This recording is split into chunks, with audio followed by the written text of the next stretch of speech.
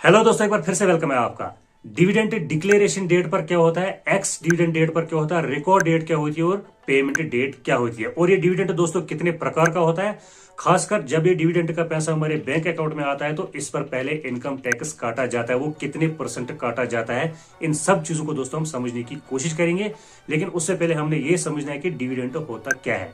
दोस्तों अगर हम इसको परिभाषा के तौर पर लेना चाहेंगे तो किसी कंपनी के प्रॉफिट का कुछ हिस्सा न कि पूरा हिस्सा, और प्रॉफिट करना कि प्रॉपर्टी का, किसी कंपनी के प्रॉफिट का कुछ हिस्सा जो कंपनी शेयर होल्डर्स में बांट देती है उसको डिविडेंड कहा जाता है। अगर हम इसको दूसरे तौर से समझने की कोशिश करेंगे तो अगर यहां पर कंपनी एम है, कंपनी एम दोस्तों कोई कंपनी नहीं है, इसको मैंने सिर्फ उदाहरण के तौर पे लिया है। अगर कंपनी एम का फर्स्ट क्वार्टर, सेकंड क्वार्टर या तीसरे क्वार्टर या फिर चौथे क्वार्टर में प्रॉफिट बन जाता है और कंपनी एम उस प्रॉफिट में से कुछ हिस्सा शेयर होल्डर्स में बांटना चाहती है, कंपनी एम का अगर 10 करोड़ रुपए का प्रॉफिट हो गया और कंपनी की मैनेजमेंट ये फैसला लेती है कि 10 करोड़ में से हम 1 करोड़ रुपए शेयर होल्डर्स में बांट देंगे, तो उसको डिविडेंड कहा जाता है। 10 करोड़ का 10 करोड़ बिल्कुल नहीं, क्योंकि कंपनी ने अपना बिजनेस भी देखना है और भी काम कंपनी ने देखने हैं। 1 करोड़ जो ये कंपनी ने बांट लिया उसको डिविडेंड कहा जाता है।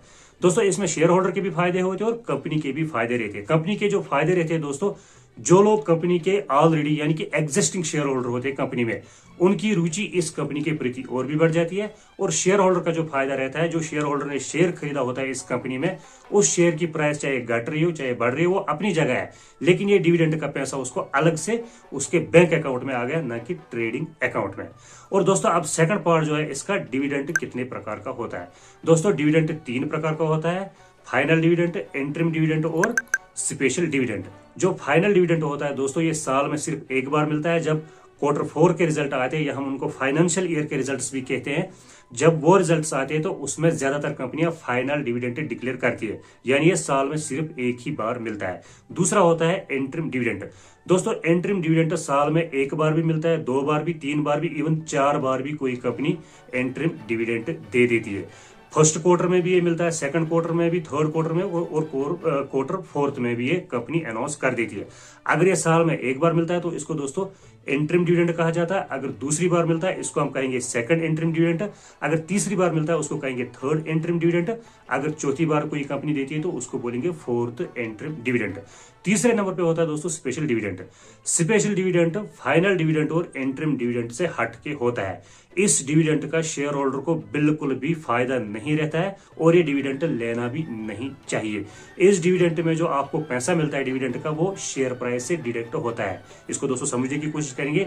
अगर कंपनी एम ने फैसला लिया कि हम शेयर होल्डर्स को पर इक्विटी शेयर पे 10 रुपए का स्पेशल डिविडेंड देंगे, और अगर एक्स डिविडेंड डेट के दिन शेयर प्राइस 100 रुपए पे चल रहा और ये शेयर प्राइस जो है ये 100 रुपए से एकदम 90 रुपए पे आ जाएगा, यानी जो यहां से आपको कंपनी ने 10 रुपए दिए वो उधर से कंपनी ने आपको कट कर दिए।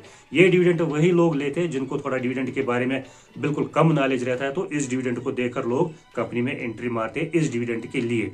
तो दोस्तों स्पेशल डिविडेंड का कोई भी फायदा नहीं रहता है। तीसरा पार्ट जो आता है दोस्तों, जो डिविडेंड की डेट्स रहती है, dividend declaration date, ex dividend date, record date और पेमेंट डेट, इन पे क्या क्या होता है दोस्तों। सबसे पहले दोस्तों जब कंपनी डिविडेंड देने की सोच रही है तो एक डिविडेंड का अनाउंसमेंट होता है। उसके बाद कंपनी की जब बोर्ड मीटिंग होती है, डिविडेंड को लेकर बोर्ड बैठक होती है, तो उसमें दोस्तों जब 4 चीजें डिक्लेयर होती है। पहली चीज उसमें ये डिक्लेयर की जाती है कि एक शेयर पर हमने कितना डिविडेंड देना है, कंपनी के पास कितना प्रॉफिट है कि कितना शेयर, एक शेयर पे हम कितना डिविडेंड दे सकते हैं शेयर होल्डर को।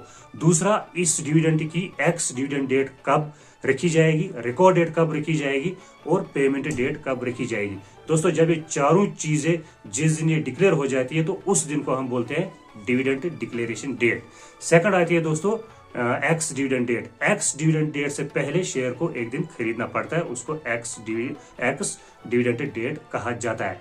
अगर एक्स डिविडेंड डेट है दोस्तों किसी कंपनी की 20 जनवरी की, तो शेयर होल्डर को शेयर को 19 जनवरी को ही खरीदना पड़ेगा, तब ये डिविडेंड का लाभ उस शेयर होल्डर को मिल जाएगा। और दोस्तों तीसरे नंबर पे जो होती है रिकॉर्ड डेट। 3 महीने पहले रिकॉर्ड डेट और एक्स डेट में 1 दिन या 2 दिन का गैप रहता था, लेकिन शेयर मार्केट में रूल्स चेंज होते रहते। 3 महीने पहले सेबी ने एक नया रूल बनाया, जिस दिन एक्स डिविडेंड डेट रहेगी उसी दिन रिकॉर्ड डेट भी रहेगी। यानी 19 जनवरी तक, अगर एक्स डिविडेंड डेट 20 जनवरी की है, एक्स डिविडेंड डेट 20 जनवरी की है, 19 जनवरी तक जिसने शेयर्स खरीदे, 20 जनवरी को एक्स डिविडेंड डेट के दिन उसके नाम पे वो शेयर पक्का हो जाएगा, मेल चला जाएगा, उसके पास लाइसेंस बनेगा, तो दोस्तों उसको ये डिविडेंड मिलेगा। और साथ ही साथ रिकॉर्ड डेट यानी कि उसी दिन देखा जाएगा कि इस बंदे का नाम रिकॉर्ड डेट में आ गया कि नहीं। और जिसने लिया होता है 19 जनवरी तक उसका नाम पक्का आ जाता है। अगर आप 20 जनवरी यानी एक्स डिविडेंड डेट के दिन शेयर को खरीदोगे तो आप डिविडेंड के लिए एलिजिबल नहीं हो जाओगे, आपका नाम रिकॉर्ड में नहीं आएगा। तो दोस्तों यहाँ पर 3 चीजें क्लियर हो गई, dividend declaration date, ex dividend date और रिकॉर्ड डेट। नंबर 4 पे आती है दोस्तों डिविडेंड पेमेंट डेट। जो डिविडेंड पेमेंट डेट होती है दोस्तों, पेमेंट डेट तक या पेमेंट डेट के दिन आपको इस डिविडेंड का पैसा आपके बैंक अकाउंट में आ जाता है। पेमेंट डेट से लेट नहीं होता, या पेमेंट डेट से पहले आएगा या पेमेंट डेट तक आ जाएगा। और दोस्तों ये आपके उस बैंक अकाउंट में आ जाता है जो बैंक अकाउंट आपका ट्रेडिंग अकाउंट के साथ लिंक है। ये पैसा आपके ट्रेडिंग अकाउंट में नहीं आता है। दोस्तों यहाँ पर ही खत्म नहीं हो, अभी रुके रहिए।